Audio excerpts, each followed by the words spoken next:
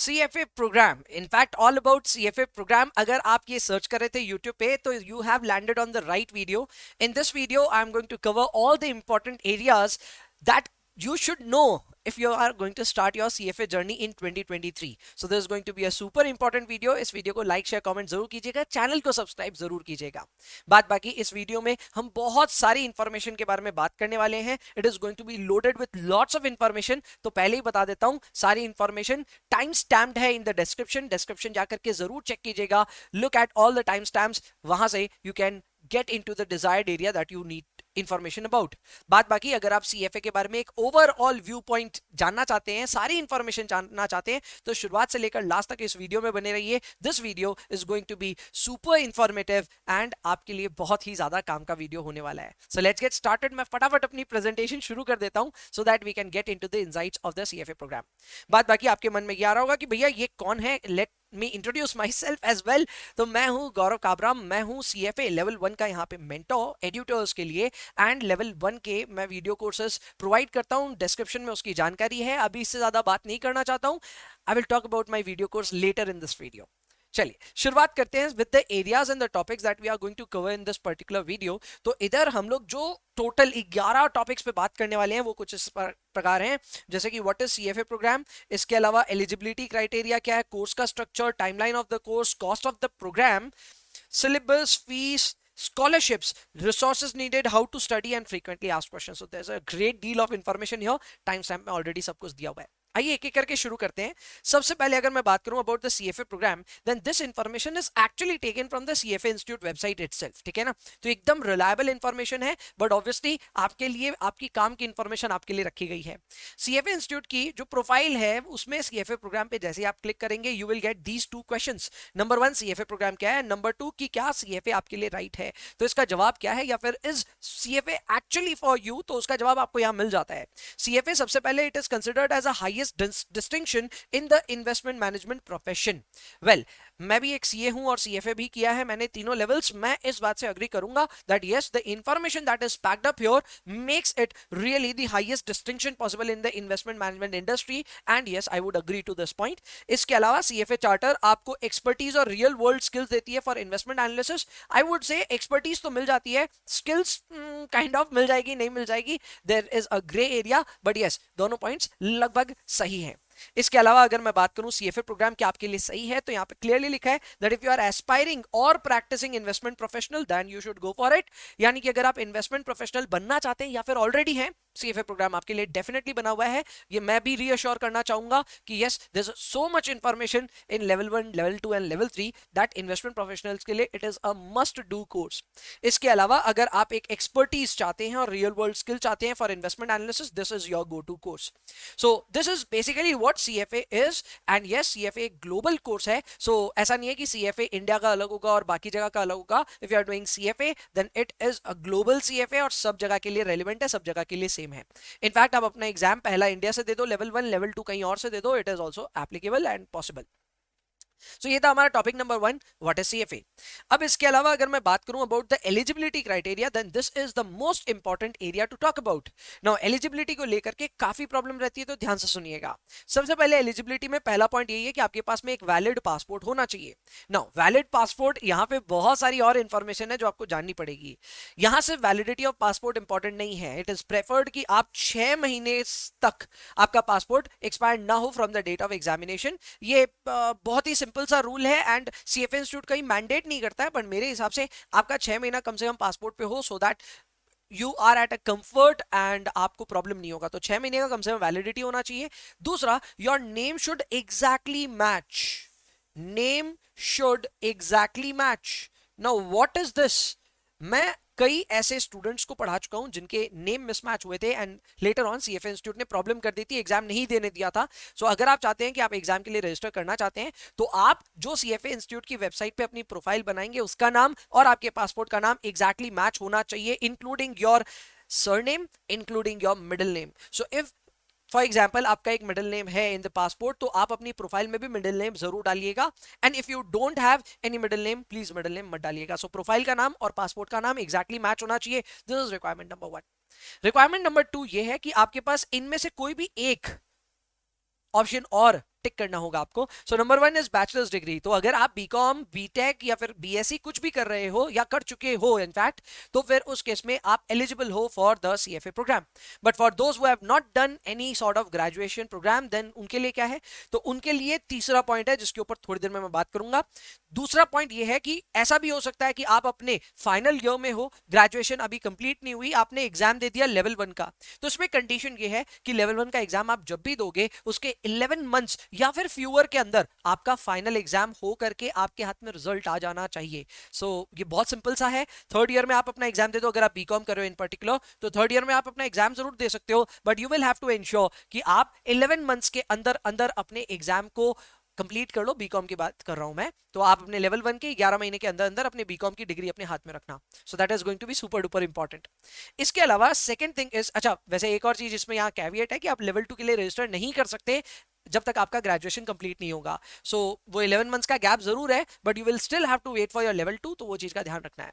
Next ये बात है कि यहाँ पे आप अपना वर्क एक्स और अपनी हायर एजुकेशन को मिला करके 4000 आवर्स को अगर एक्सीड कर जाते हैं in the minimum sequential last 3 years, तो उस केस में भी आप एलिजिबल हो जाते हैं. Now this is a grey area, और ये एरिया में अगर आप अपना एलिजिबिलिटी प्रूव करना चाहते हैं, then be ready with lots of documentation, क्योंकि वक्त आने पे इंस्टीट्यूट आपसे ये सारी डॉक्यूमेंटेशन की नीड्स रख सकता है.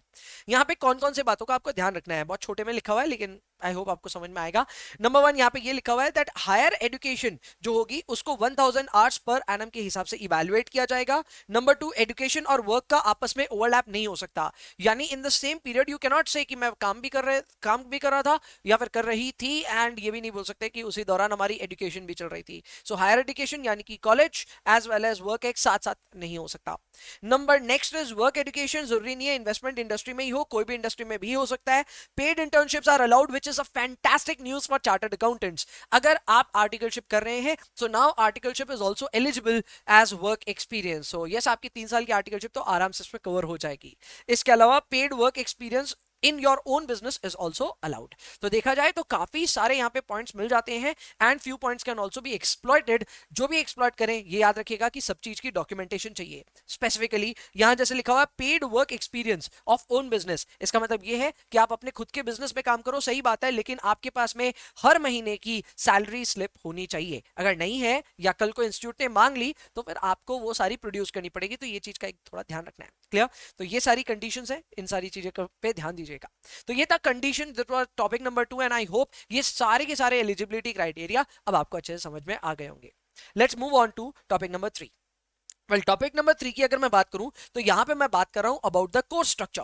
कोर्स स्ट्रक्चर इस प्रकार से है कि आपके यहां टोटल 3 लेवल्स हैं, level 1, level 2 and finally level 3. Level 1 में आपके पास में 10 सब्जेक्ट्स हैं, एंड इसके अलावा यू हैव 4+6 का यहां पे सेटिंग. अब 4+6 का सेटिंग क्या है समझिए. 4+6 का सेटिंग ये है that you have session 1 and session 2. So there are 2 sessions.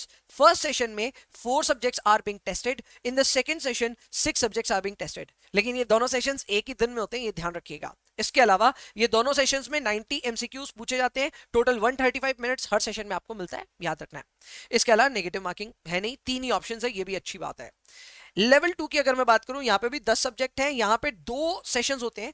Her session में 44 मिलाकर के एमसीक्यूज आते हैं और 22 आइटम सेट आते हैं, यानी 11 आइटम सेट्स पर session.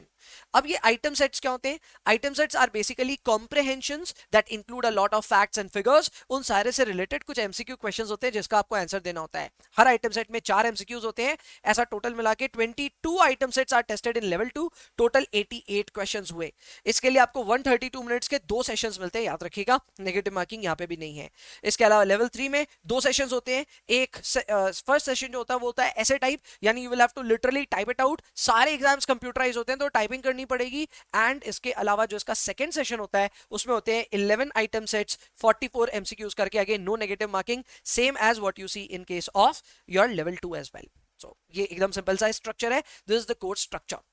Now we'll jump over to topic number 4, which is timeline of the course. Now talking about the timeline of the course, this is going to be super duper important. Why? Because सबको जल्दी है, सबको CFA फटाफट करना है. तो आइए ये सारी टाइमलाइन अपने सामने डिस्कस करते हैं कि कब आप कौन सा एग्जाम दे सकते हैं.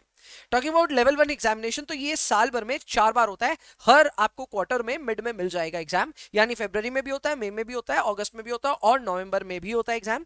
वहीं लेवल 2 अभी जो 2023 के जो डेट्स बाहर आए हैं उसके हिसाब से 3 बार इंस्टीट्यूट लेगा। I am not really sure कि इंस्टीट्यूट ये 3 बार हर बार कंटिन्यू करेगा कि नहीं, लेकिन अभी for the year 22 and for the year 23 institute ने 3 बार लेने का अभी तक तो प्रोग्राम बना रखा है। सो मुझे लगता है आगे भी कंटिन्यू होगा, and this might continue for these terms which are May, August and November.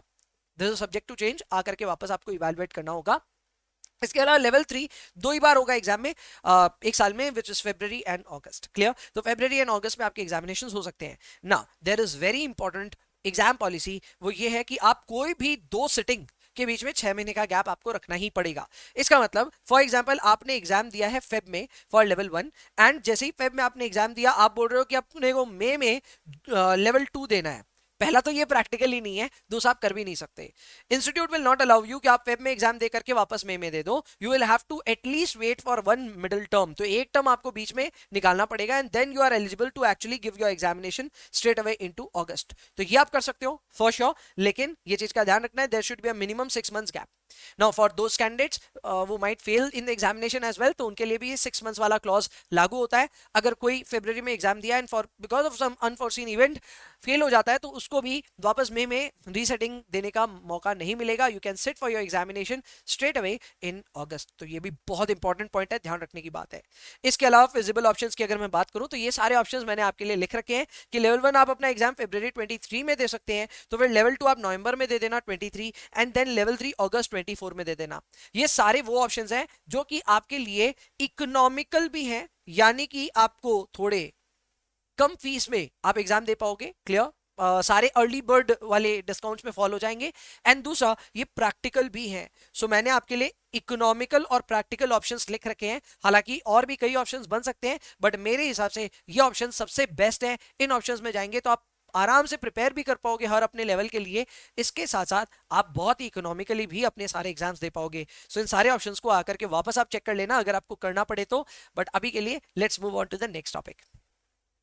Next topic is now the cost of the CFA program. Now this is going to be super duper important. अपने CFA programme में अगर देखें तो कई तरह की fees लगती है। सबसे पहले तो लगती है enrolment fee. Enrolment fee is $350 which is fixed, और ये वन टाइम होती है। तो आप जब भी अपना लेवल 1 का एग्जामिनेशन देंगे, रजिस्ट्रेशन के टाइम पे आपको ये फीस देनी है, but this is not to be paid at the time of level 2 and level 3। ये बात ध्यान रखिएगा, ये सिर्फ लेवल 1 में देना है, वन टाइम फी है। इसके अलावा हर एग्जाम रजिस्ट्रेशन में 2 तरह की फीस होती है, एक है $900 और एक है $1200। सो अगर आप अपना एग्जाम काफी एडवांस में प्लान कर लेते हैं, तो अप्रोक्सीमेटली 6 महीने पहले अगर आप प्लान कर लेते हैं, तो उस केस में आप $900 पे करके अपने एग्जाम को रजिस्टर करवा सकते हैं। बट इन केस आप लेट हो गए, 6 महीने नहीं आपके पास, you have 3 to 6 months to plan for your examination, तो उस केस में you will have to pay a higher fee. This is a standard fee and इसका अमाउंट है $1200.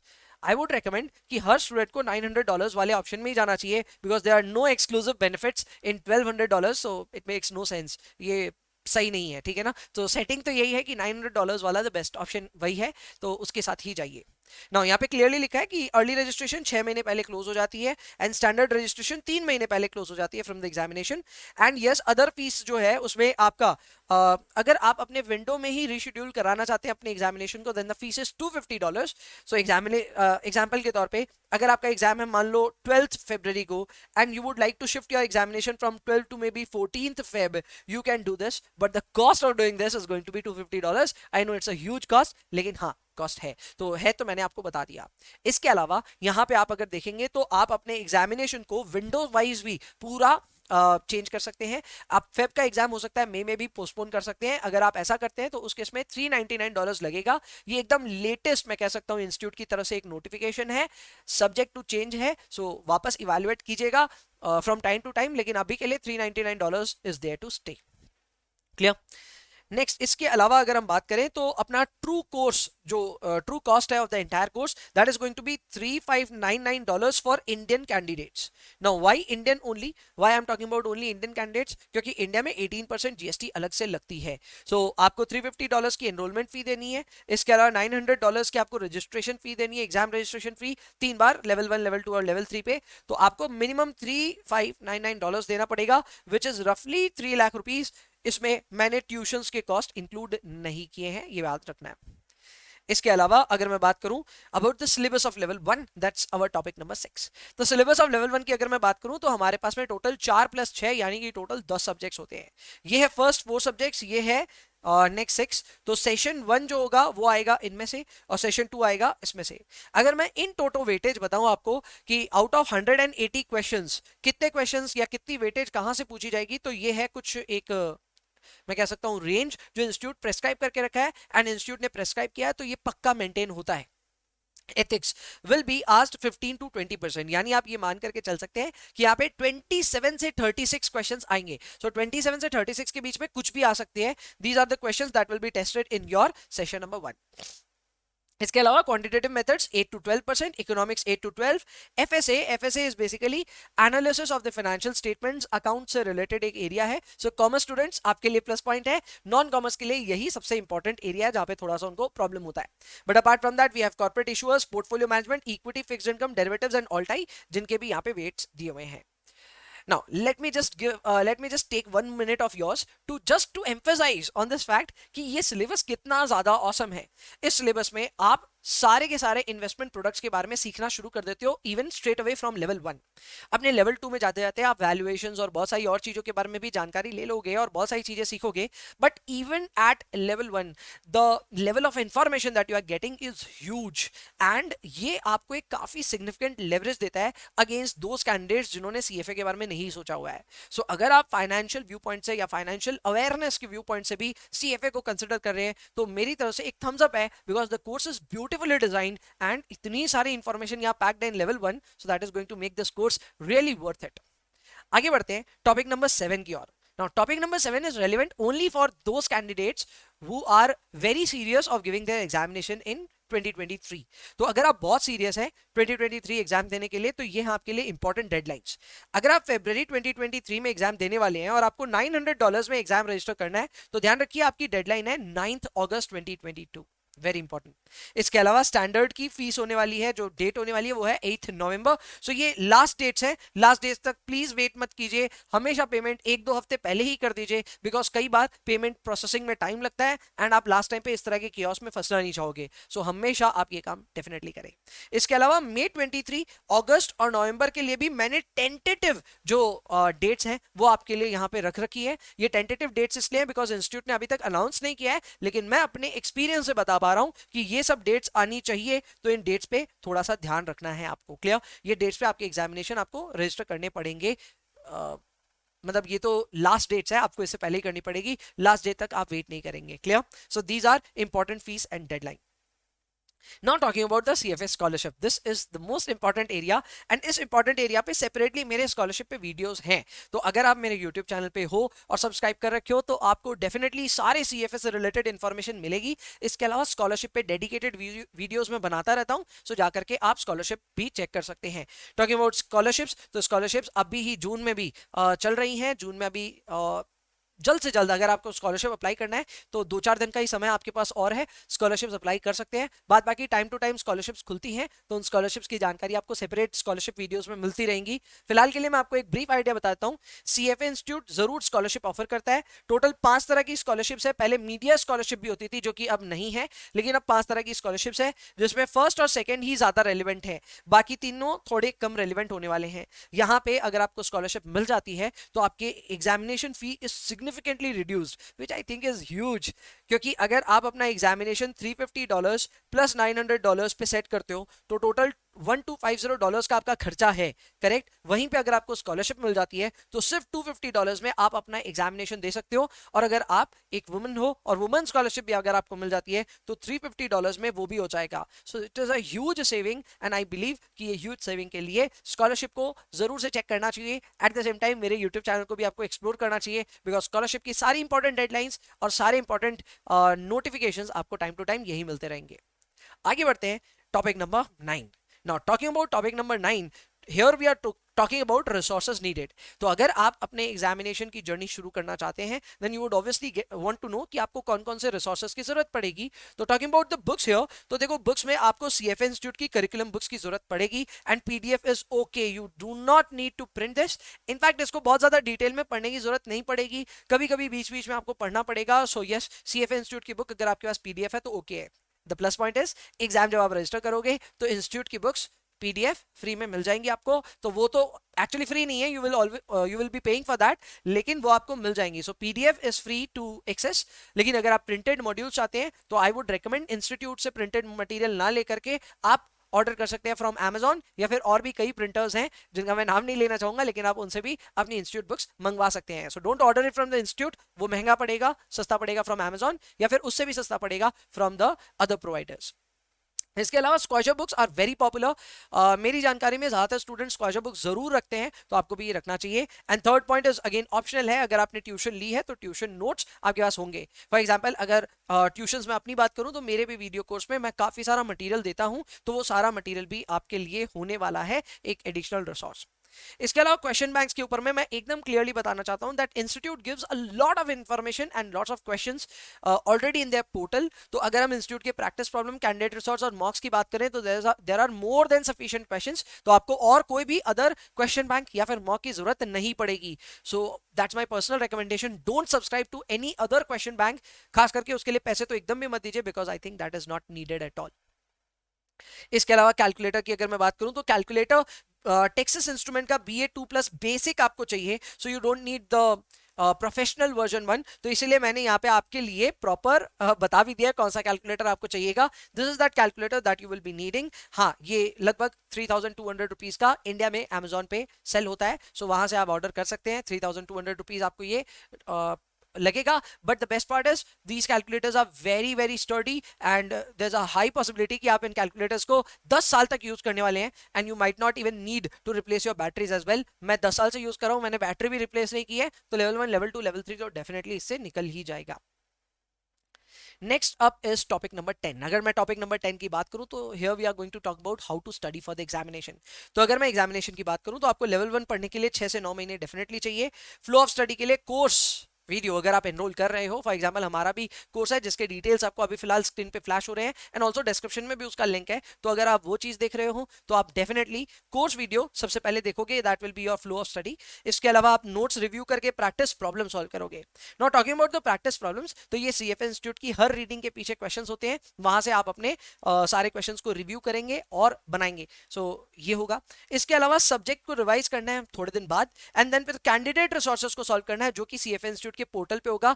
अमेजिंग क्वेश्चंस आते हैं एंड आपको उनको सॉल्व करना है। इनफैक्ट वहां पे आपको ट्राई करना है 75% से ज्यादा लेकर के आना है अगर आपको एग्जाम को सच्ची में क्लियर करना है। 75% तो बेयर मिनिमम है जो आपको मेंटेन करना है। डे 1 पे नहीं होगा बट ग्रेजुअली करना होगा। इसके अलावा फाइनल रिवीजन जब हो जाए तो उसके बाद में इंस्टीट्यूट मॉक्स करके आप अपनी तैयारी को फिनिश कर सकते हैं। सीक्रेट मंत्र मेरी तरफ से यही है कि अगर आप अपना एग्जामिनेशन क्लियर करना चाहते हैं तो आपको प्रैक्टिस खूब करनी चाहिए। अगर आप बहुत सारी प्रैक्टिस कर रहे हो तो believe me there is a very high chance that you will clear your examination.